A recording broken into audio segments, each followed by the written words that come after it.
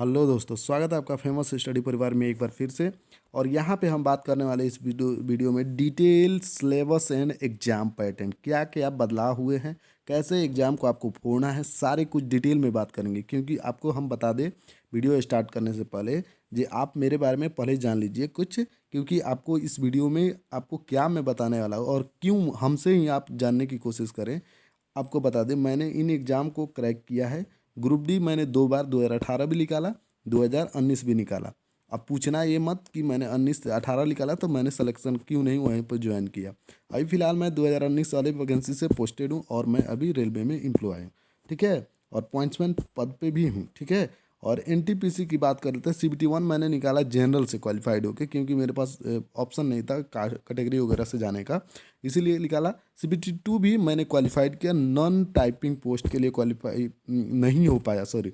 Non typing जो post होते हैं उस पर क्वालिफाइड नहीं हो पाया, और टाइपिंग वाले पे क्वालिफाइड जो हुआ तो उसमें मेरा टाइपिंग नहीं था, इसीलिए एनटीपीसी भी नहीं हो पाया। बट एग्ज़ाम क्रैक करने की जहाँ तक बात है तो हम वहीं पे बात करेंगे। पहले तो आप first of all exam crack करना होता है, मेडिकल एग्जाम वगैरह डॉक्यूमेंट वेरिफिकेशन करने के बाद ही जाता है। फर्स्ट ऑफ ऑल आपको एग्ज़ाम क्रैक करना है। एलपी फर्स्ट ऑफ ऑल पहली बार मैंने एग्ज़ाम फर्स्ट दिया था, वहीं एलपी वाला एग्ज़ाम। इसमें भी सीबीटी 1 मैंने क्वालिफाइड किया, सीबीटी 2 में जाके मेरा नहीं हुआ। किस में नहीं हुआ? जो 100 मार्क्स का सीबीटी 2 होता है ना, उसमें नहीं हुआ। मैंने अपना ट्रेड पास कर लिया था और नहीं हुआ। फर्स्ट ऑफ ऑल अभी फ़िलहाल जो है भाई, अच्छे के लिए होता है, और अभी फ़िलहाल जो है सो अच्छा है मेरा, कोई ऐसा दिक्कत नहीं है। एग्ज़ाम आपको कैसे क्रैक करना है इस वीडियो में मैं बताने वाला हूँ। और जो स्ट्रेटजी होगी वो एकदम परफेक्ट होगी, जो आप एग्ज़ाम को ऐसे करेंगे तो क्रैक कर सकते हैं। अदरवाइज जिसको इससे लेना नहीं है, वीडियो से, वीडियो में बकवास अगर आगे दिखे मेरे बातों से, तो अभी भी आप स्किप कर सकते हैं। चलिए हम लोग शुरू करते हैं वीडियो को। तो चलिए, हमारी शुरुआत यहाँ से होती है। फर्स्ट स्टेज सीबीटी 1 एग्ज़ाम आपका सीबीटी 2 होगा। तो फर्स्ट में क्या है उसी पे बेसिकली बात करने आते हैं। तो फर्स्ट ऑफ ऑल आपको बता देते हैं जी कि स्क्रीनिंग नेचर का आपका एग्ज़ाम होने वाला है सीबीटी, यानी कि आपको बस क्वालिफाइंग नेचर, मतलब क्वालिफाई करना है किसके लिए, सीबीटी 2 के लिए। और जो है सीबीटी 1 का मार्क्स आपको काउंट नहीं होगा, सीबीटी 2 जो पैनल बनता है उसमें कहीं भी काउंट नहीं होने वाला है। ध्यान रखिएगा कि नहीं होने वाला है, ठीक है। अब चलिए यहाँ पे बात कर लेते हैं।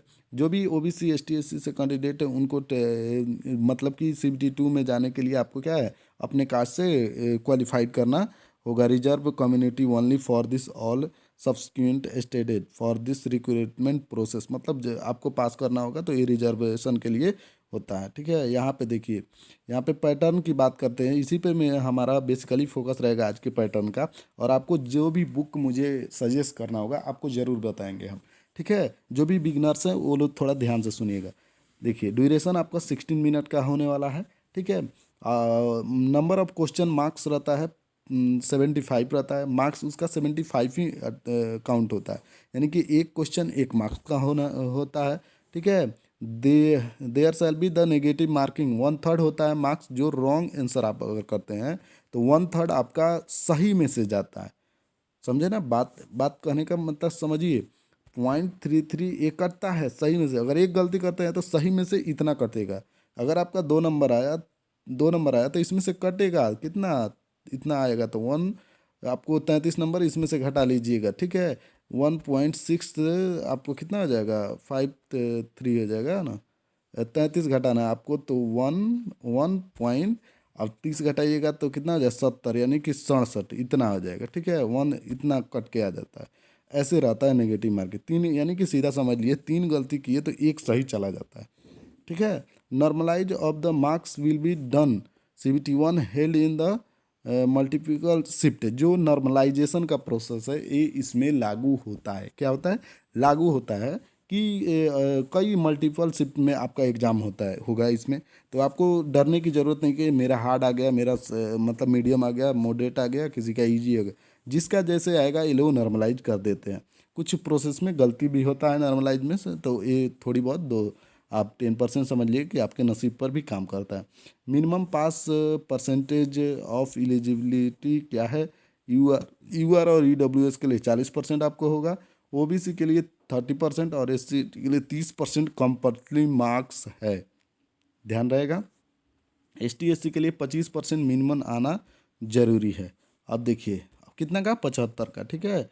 अब देखिए यहाँ पे 75 का आना चाहिए। अब देखिए यहाँ पे है the standard of the question of CBT will be generally will be, यहाँ पे लिखा है conformity with the educational standard and the no minimum technical qualification prescribed for the post.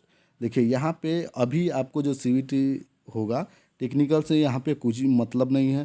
Question will be of the objective type, the multiple choice question are and the likely to cover topics pertaining to the following syllabus. Syllabus आपका क्या रहने वाला है, ये वाला है syllabus.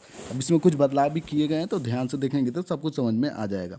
देखिए mathematics जो है नंबर सिस्टम, बोर्ड मास हम बताने वाले हैं। अभी सिलेबस पे बात कर रहे हैं, फिर बताएंगे कैसे क्या करना है, कहाँ से क्या पढ़ना है। डेसिमल है आपका, फ्रैक्शन है, LCM SCF है, रेशियो एंड प्रोपोर्शन है, परसेंटेज है, मेंसुरेशन है, टाइम एंड वर्क है, टाइम एंड डिस्टेंस है, सिंपल एंड कंपाउंड इंटरेस्ट है, profit loss, algebra, geometry and trigonometry, elementary, static, square root, age calculation और कैलेंडर, क्लॉक, पाइप, सिस्टर्न यानी कि pipe और टंकी, ठीक है। मेंटल एबिलिटी जो होता है, मेंटल एबिलिटी, एनालॉजी होता है, ये रीजनिंग वाला पोर्शन है, ये बेसिकली इजी ही होता है लेकिन रहता है लेवल का रहता है, ठीक है।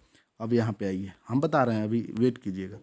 जनरल साइंस आपका क्या, यहाँ पे क्या है, हाँ B, C नंबर में आपका क्या है, जनरल साइंस रहता है, अच्छा खासा लेवल का रहता है। The syllabus under the cell we cover physics, chemistry and life science, ये इंपॉर्टेंट है।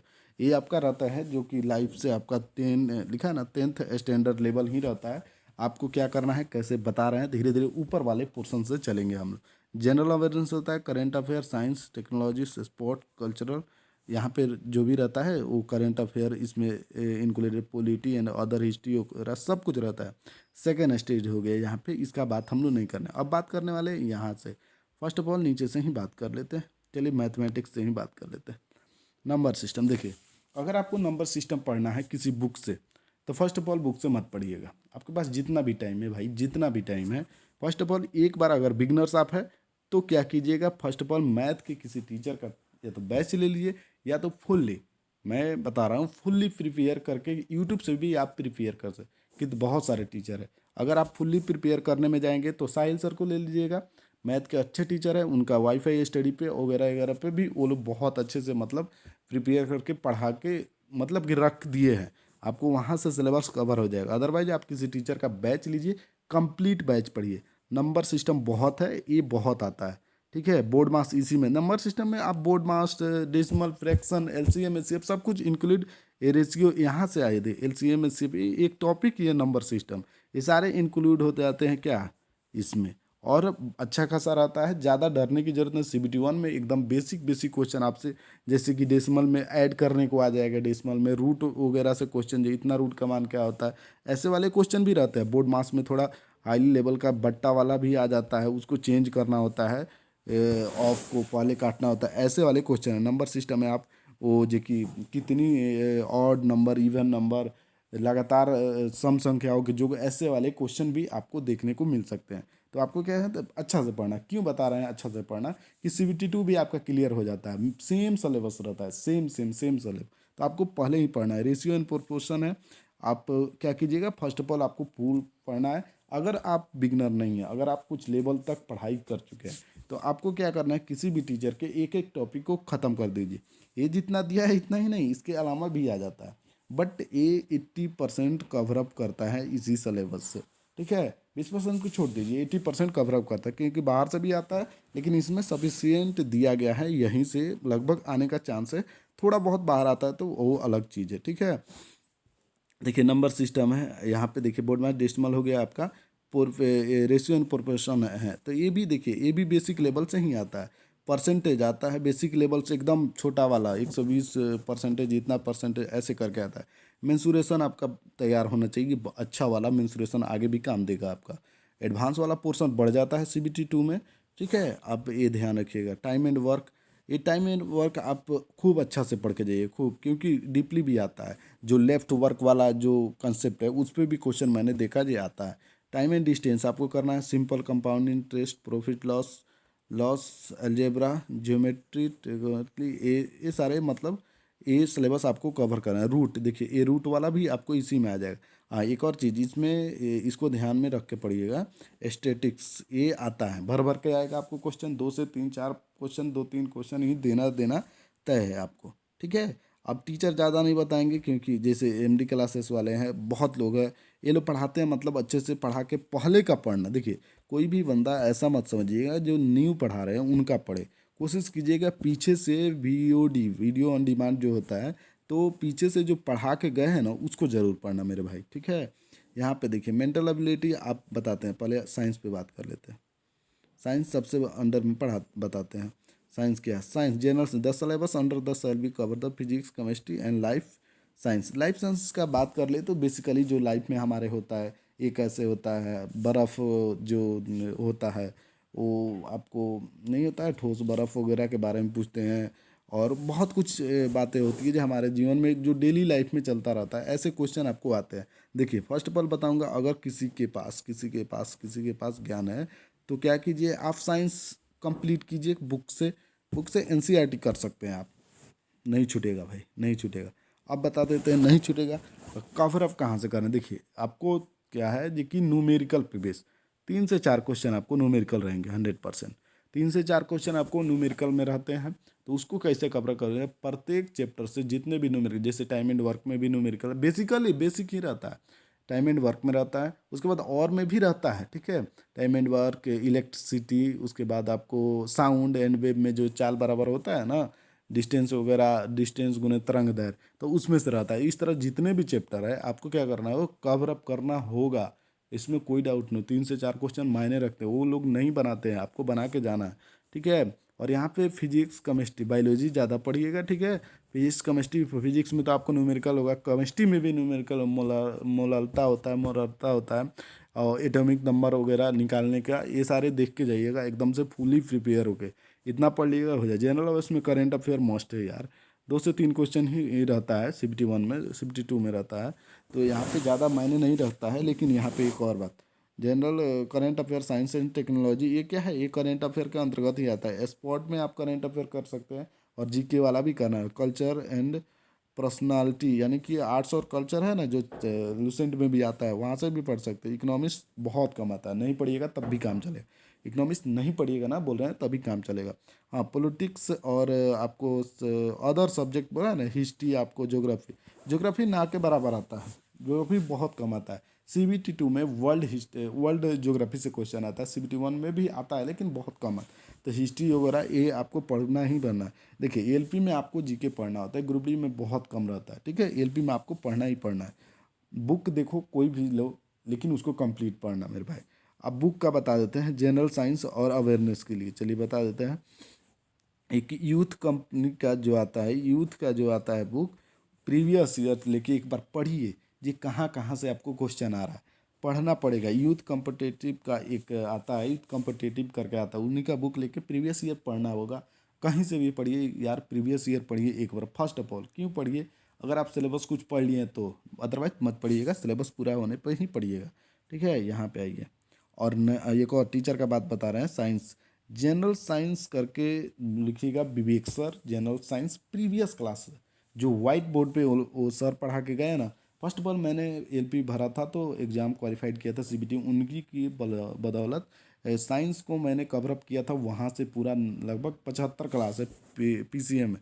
फिजिक्स प्लस केमिस्ट्री 75 है, इसको पढ़ लेना, न्यूमेरिकल वगैरह भी बिल्कुल कवर अप हो जाता है, कोई दिक्कत नहीं है।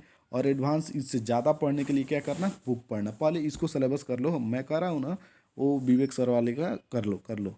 और देखिए रीजनिंग के लिए आपको क्या है, रीजनिंग के लिए ज़्यादा दिमाग लगाने की ज़रूरत नहीं है, इसको क्या है सेल्फ प्रैक्टिस से कीजिए। देखिए मैं उतना ही बता रहा हूँ, ज़्यादा बता नहीं रहा हूँ जो कि ये करना वो करना। तो रीजनिंग के लिए सिर्फ और सिर्फ सेल्फ प्रैक्टिस। यूथ पब्लिकेशन का ही लो, इसका मैथ का भी प्रीवियस ईयर यूथ पब्लिकेशन का ही लो, यूथ कॉम्पिटिटिव वाले का ले लो। मैं कोई प्रमोशन नहीं कर रहा, प्रमोशन रहता तो कुछ अलग से बात करते, प्रमोशन नहीं है, ये मैं बता रहा हूँ, मैंने इससे किया है और अच्छा से किया है, आपको करना पड़ेगा। यहाँ पे आप बेसिक, जब मैथ देखो, मैथमेटिक्स का रूल क्या है, आप कंसेप्ट पढ़ते हैं ना, अभी क्या है शॉर्ट का आपको मतलब शॉर्टकट में जाना है, नहीं लॉन्ग से तो मैथ बनता ही है, शॉर्टकट पे जाइएगा तभी बनेगा। कुछ बातें अगर छूट गई हो वीडियो में तो आप लोग कमेंट कीजिएगा जो कैसे क्या करना मैं बताऊंगा। लेकिन मैंने जो बताया इतना कर लो भाई, बिल्कुल सिलेक्शन होगा बिल्कुल। और कोशिश रहेगी जो कि दूसरे जो एलपी है वो लोग कैसे स्ट्रेटजी किए थे जो कि एलपी बन पाए, उनका भी रिव्यू मेरे चैनल पे आते रहेंगे। तो आप लोग तैयार रहिएगा, मिलते हैं नेक्स्ट वीडियो में, तब तक के लिए बाय, जय हिंद, वंदे मातरम।